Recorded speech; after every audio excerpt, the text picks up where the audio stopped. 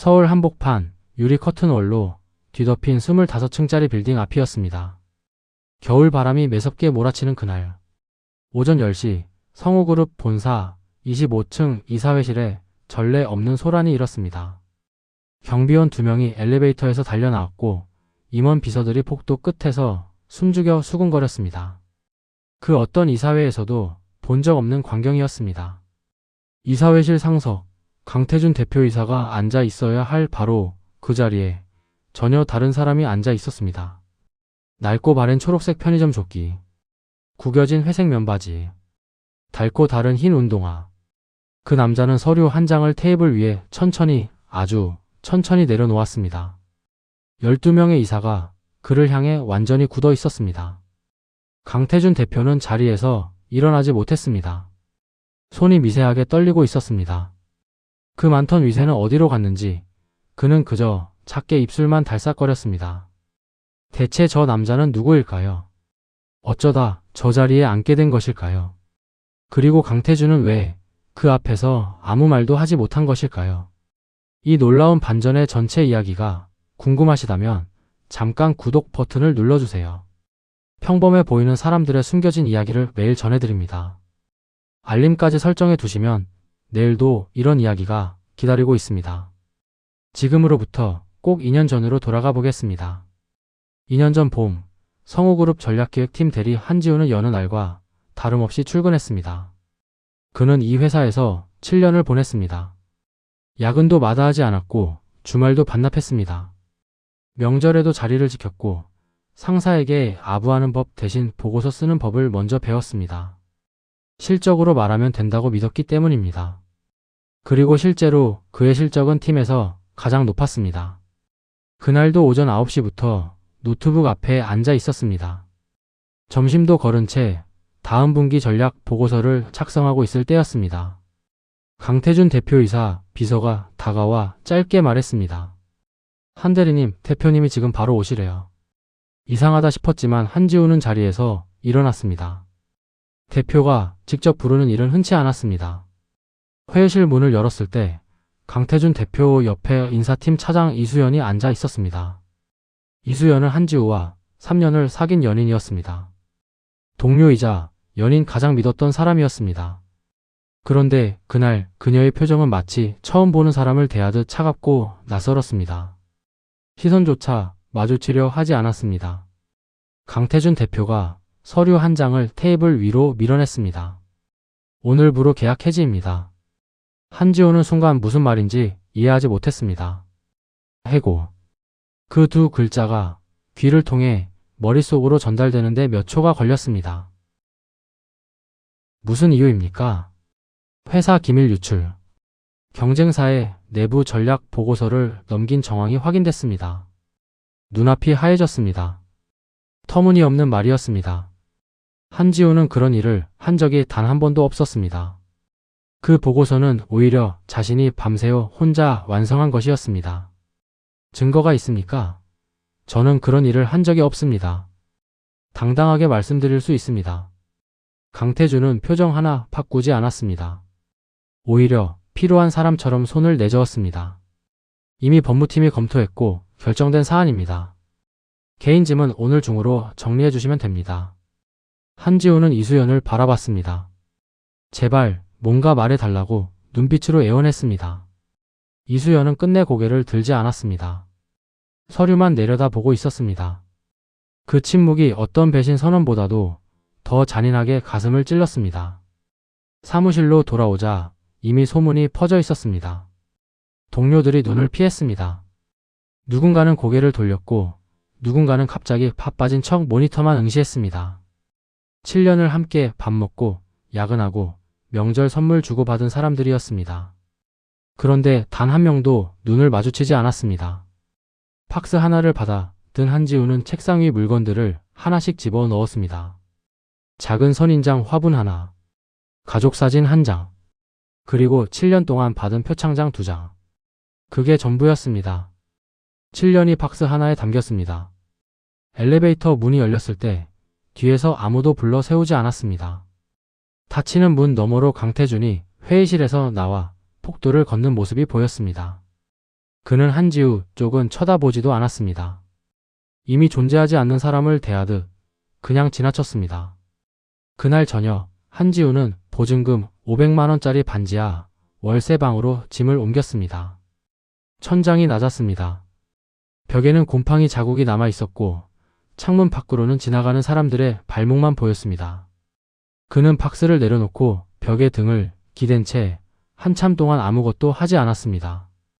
울고 싶었지만 눈물도 나오지 않았습니다.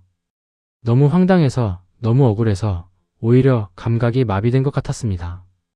7년이었습니다. 7년을 바친 자리에서 단 하루 만에 쫓겨난 것입니다. 이유도 없이, 해명도 없이 그저 서류 한 장으로. 반지하방에서의 첫 달은 그냥 버티는 것만으로도 하루가 다 갔습니다. 저축해두었던 돈은 3달치 월세와 생활비로 빠르게 줄었습니다. 이력서를 수십 군데 넣었지만 돌아오는 연락은 없었습니다. 성우그룹에서 기밀 유출로 해고됐다는 소문이 업계에 퍼진 탓이었습니다. 인터뷰까지 갔다가 담당자가 표정이 굳어지며 자리를 파하는 경우도 있었습니다. 강태준이 뿌린 거짓말은 한지우가 발 디딜 자리를 완벽하게 없애버렸습니다. 결국 한지우는 반지하 방에서 걸어서 5분 거리 편의점에 야간 알바 자리를 구했습니다.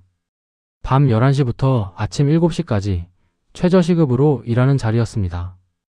처음 출근하던 날 그는 초록색 조끼를 걸치며 잠시 거울을 봤습니다. 7년 전 첫 출근 때 사돈 남색 정장 재킷은 이제 박스 안에 접혀 있었습니다. 그래도 일은 성실하게 했습니다. 재고 정리, 진열, 청소. 뭘 시켜도 군말 없이 했습니다. 그런 한지우를 같은 시간대에 일하는 아르바이트생 최다인이 유심히 바라봤습니다. 최다인은 24살의 대학원생이었습니다. 눈치가 빠르고 말수가 적었지만 필요할 때 꼭 한마디씩 건넸습니다.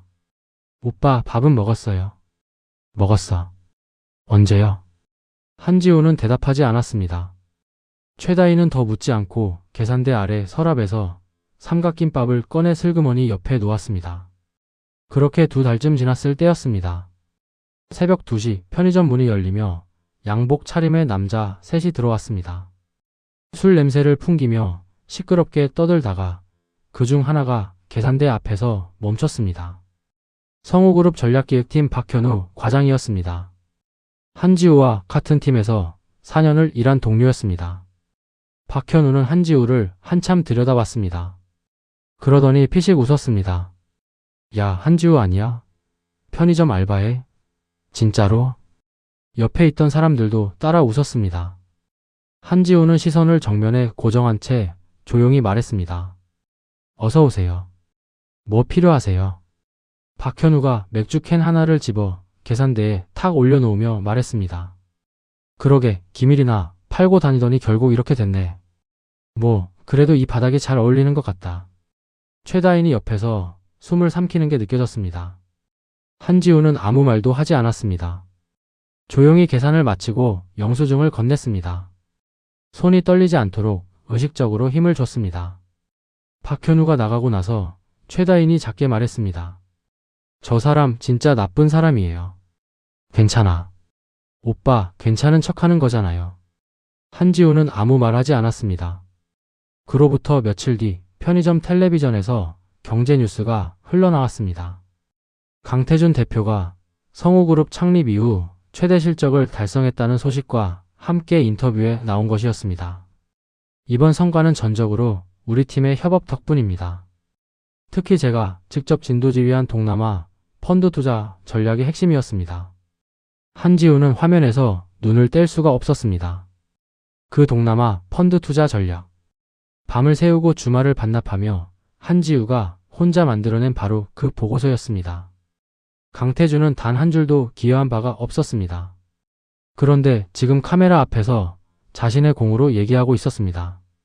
뉴스 끝에 자막이 흘렀습니다. 인사팀 이수연 차장이 전무로 승진했다는 내용이었습니다. 한지우는 천천히 텔레비전 채널을 돌렸습니다. 그리고 아무 말 없이 진열대 정리를 계속했습니다. 새벽 4시 손님이 뜸한 시간이었습니다. 한지우는 유통기한 지난 도시락을 처리하며 혼자 라면 하나를 끓였습니다. 뜨거운 국물을 한 숟가락 떠서 입에 넣고 형광등 불빛이 환한 천장을 바라봤습니다. 억울했습니다. 분했습니다. 그러나 그 감정들이 지금 자신에게 아무 힘이 되지 않는다는 것도 알았습니다. 아직은 그냥 버텨야 했습니다. 3달째 접어들던 무렵 편의점에 낯선 손님 하나가 자주 나타나기 시작했습니다.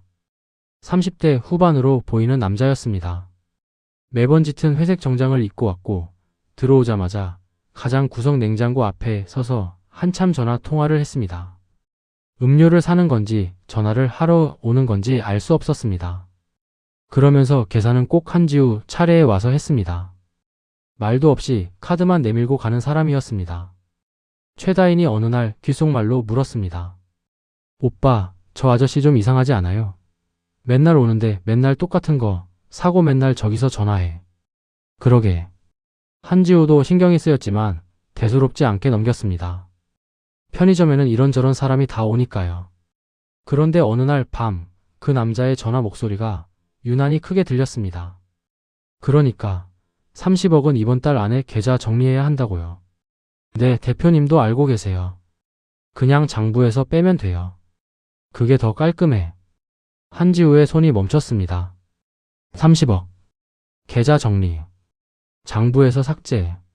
무심코 들으면 그냥 흘려버릴 말이었습니다. 그런데 한지우에게는 달랐습니다. 7년 동안 전략기획팀에서 숫자를 다뤄온 사람이었기 때문입니다. 그 단어들의 조합이 무엇을 의미하는지 본능적으로 알 수 있었습니다. 남자는 전화를 끊고 음료 하나를 집어 들고 계산대로 왔습니다.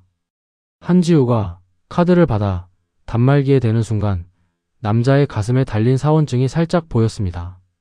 성우그룹 재무팀 부장 김철수. 심장이 쿵 내려앉았습니다. 한지우는 아무 내색도 하지 않았습니다. 영수증을 건네고 감사합니다. 한마디만 했습니다. 김철수는 관심도 없다는 듯 영수증도 받지 않고 나갔습니다. 그날 밤 한지우는 업무 일지 대신 개인 노트를 꺼냈습니다. 기억을 더듬기 시작했습니다. 강태준이 자신을 해고하기 4개월 전부터 재무팀에서 이상한 처리 요청이 반복됐습니다.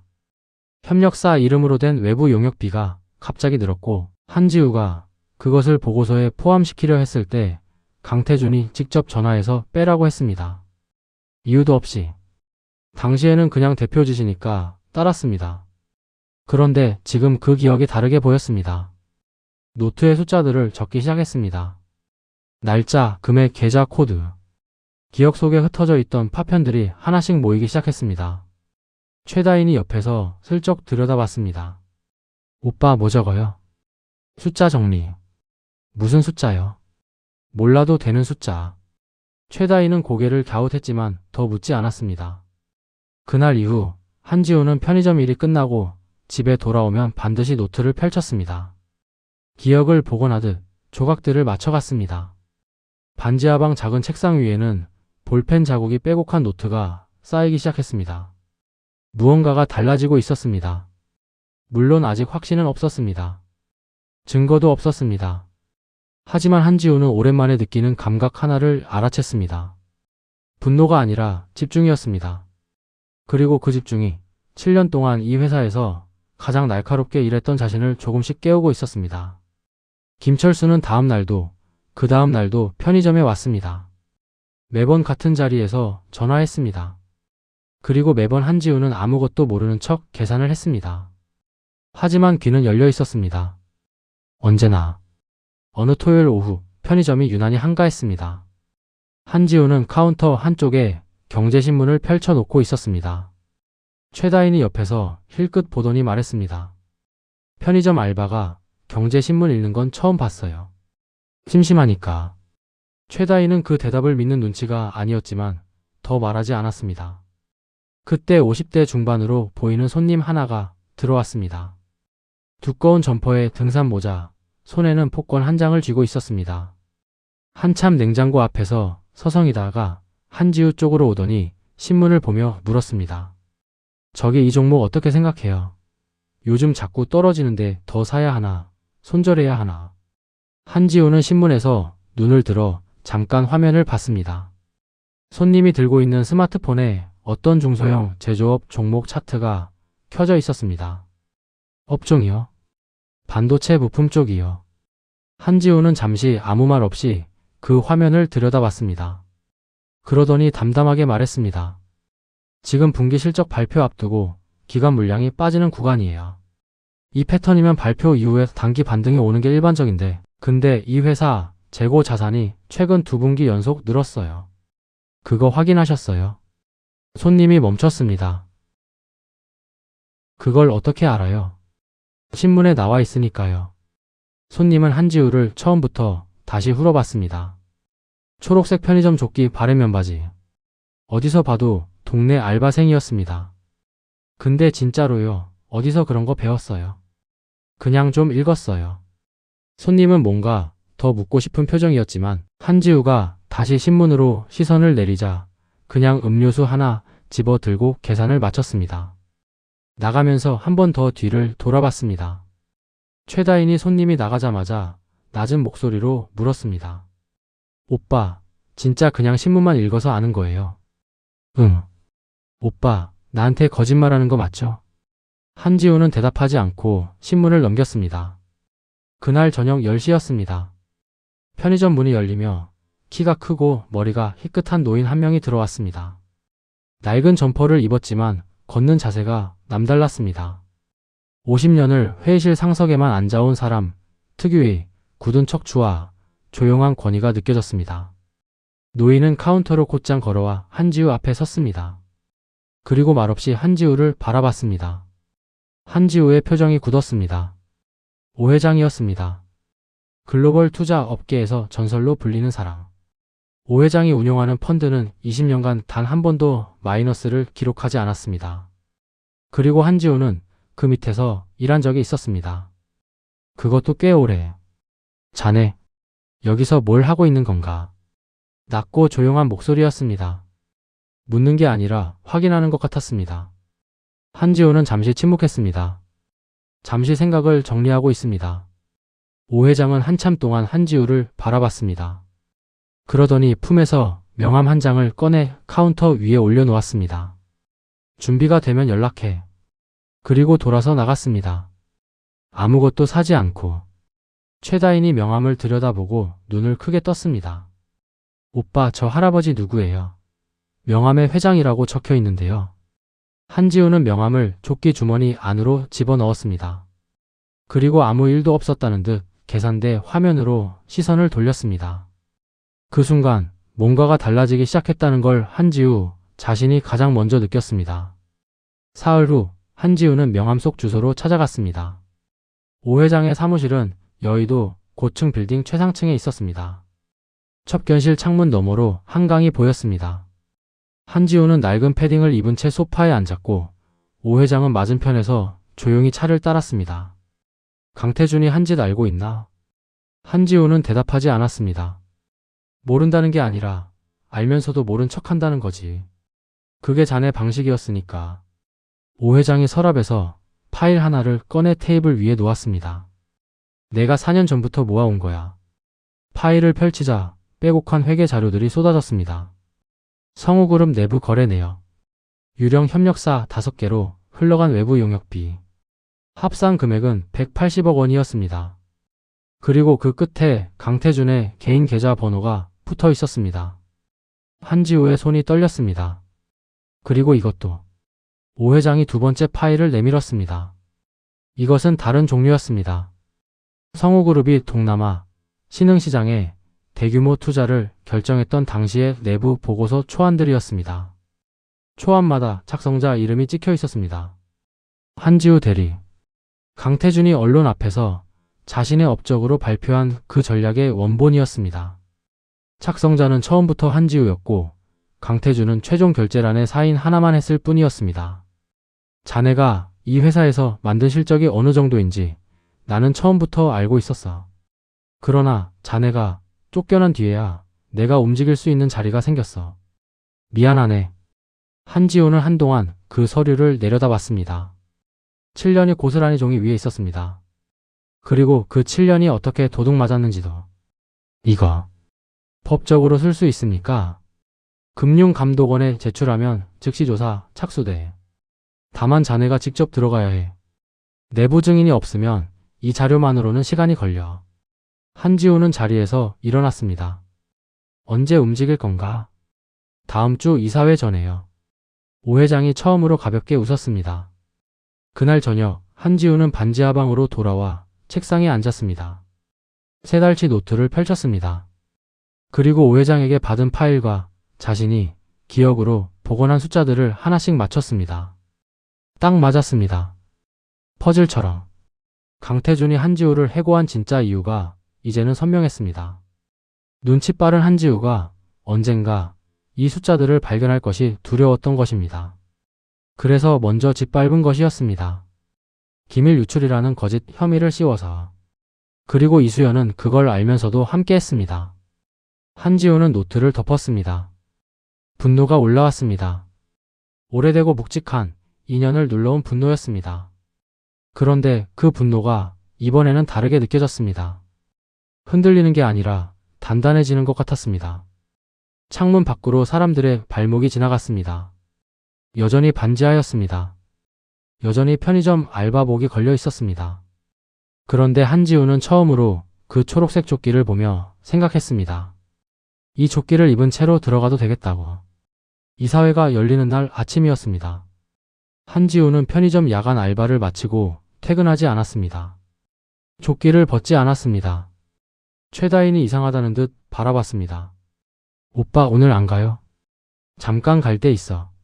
어디요? 회사. 회사요? 어느 회사요? 한지우는 대답 대신 가볍게 웃었습니다. 그리고 가방에 파일 하나를 넣고 편의점을 나섰습니다. 서울 한복판 성우그룹 빌딩 앞에 섰을 때 한지우는 잠시 올려다봤습니다. 25층 유리로 가득한 건물. 2년 전 팍스 하나 들고 나왔던 바로 그 빌딩이었습니다. 로비로 들어서자 경비원이 즉시 막아섰습니다. 방문증 발급하셔야 합니다. 어느 분 만나러 오셨어요? 이사회에 참석하러 왔습니다. 경비원이 어이없다는 표정으로 위아래를 후었습니다. 편의점 알바복을 입은 남자가 이사회 참석이라고 했습니다. 죄송하지만 이사회는 이사 분들만 입장 가능합니다. 그 순간 한지우의 휴대폰이 울렸습니다. 오 회장이었습니다. 경비팀장에게 짧은 통화 한 통이 갔고 30초 뒤 경비팀장의 얼굴이 굳었습니다. 올라가셔도 됩니다. 엘리베이터가 25층에서 열렸습니다. 복도 끝 이사회실에서 강태준의 목소리가 들렸습니다. 이번 분기 실적 보고가 한창 진행 중이었습니다. 한지우는 문을 열었습니다. 회의실 안이 일순 정적에 잠겼습니다. 12명의 이사가 일제히 문 쪽을 바라봤습니다. 강태준이 의아한 표정으로 입을 열었습니다. 지금 뭐 하는 겁니까, 당신? 한지우는 말없이 걸어 들어갔습니다. 그리고 테이블 위에 파일을 올려놓았습니다. 두꺼운 파일이었습니다. 성우그룹 재무팀 부장 김철수 씨가 처리한 외부 용역비 내역입니다.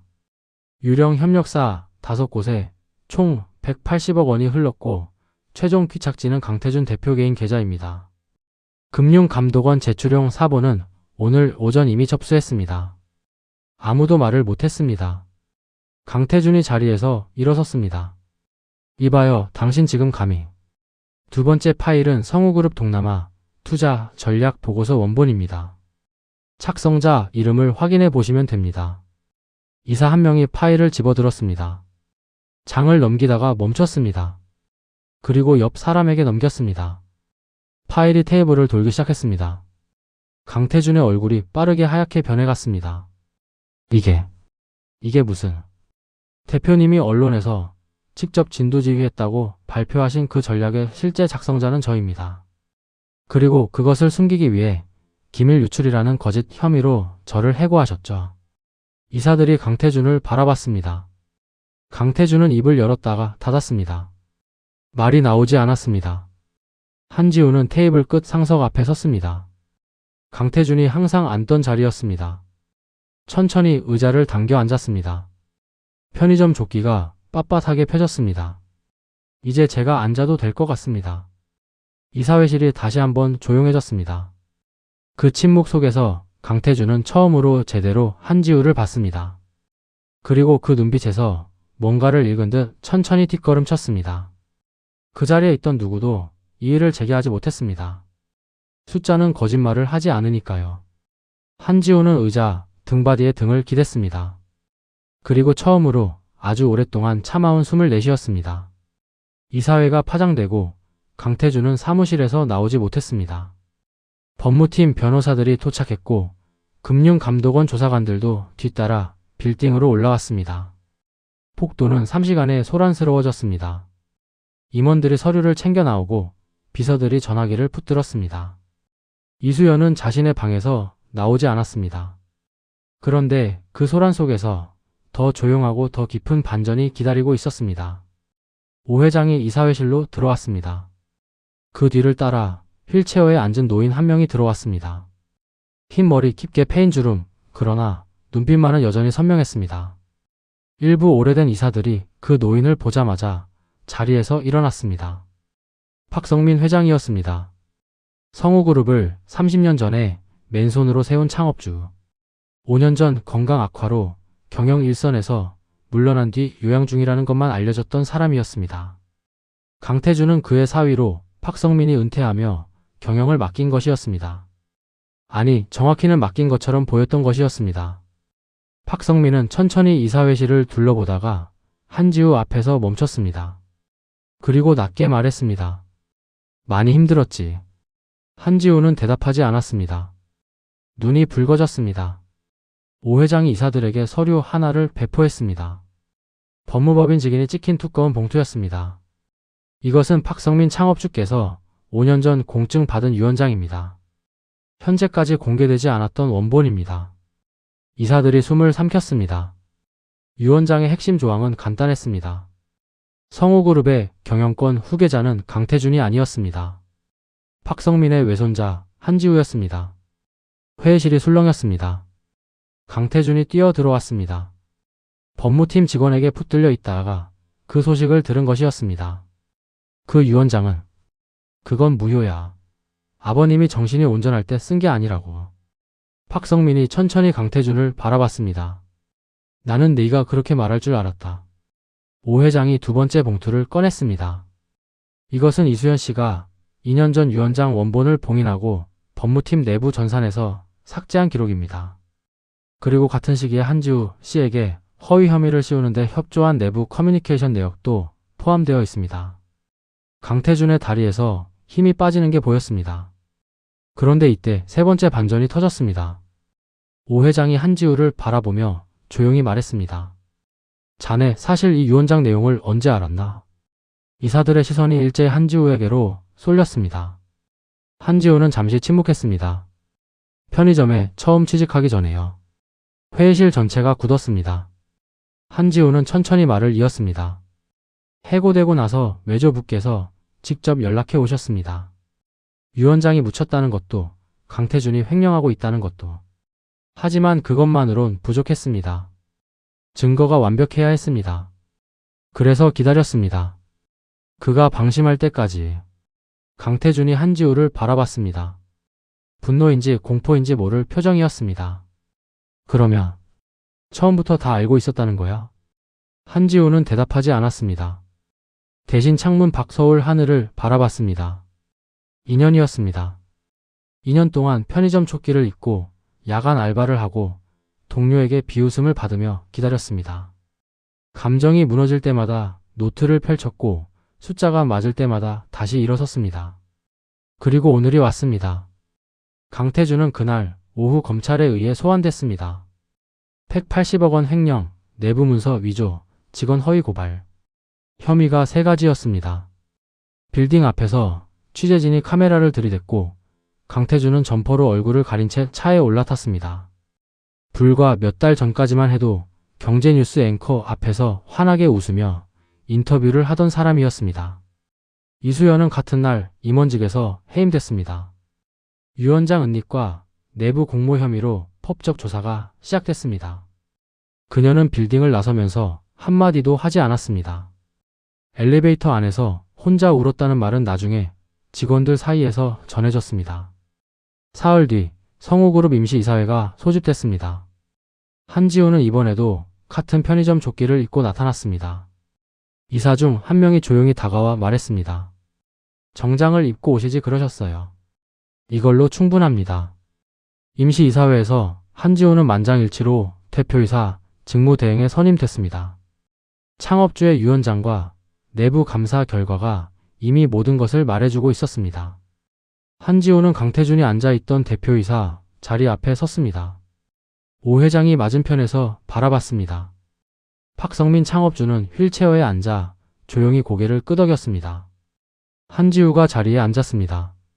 이번에는 알바복이 아니라 오래되었지만 잘 다린 셔츠였습니다. 그것만으로 충분했습니다. 그날 저녁 한지우는 편의점으로 돌아갔습니다. 최다인이 카운터 뒤에서 신문을 보다가 문이 열리는 소리에 고개를 들었습니다. 그리고 멈췄습니다. 한지우가 들어오고 있었습니다. 오빠 오늘 뉴스 봤어요. 한지우는 조끼를 들어 보였습니다. 반납하러 온 것이었습니다. 수고했어. 잘 버텼어. 최다희는 잠깐 코를 훌쩍였습니다. 그러더니 손을 탁 내밀었습니다. 저 나중에 취직시켜주세요. 한지우가 웃었습니다. 오랜만에 웃음이었습니다. 그래. 그날 밤 10시 한지우는 반지하방에 마지막으로 들어갔습니다. 짐이 많지 않았습니다. 노트 12권, 옷 몇 벌, 작은 선인장 화분 하나. 나올 때 화분을 창가에 두고 나왔습니다. 다음 세입자가 보살펴주겠지 싶었습니다.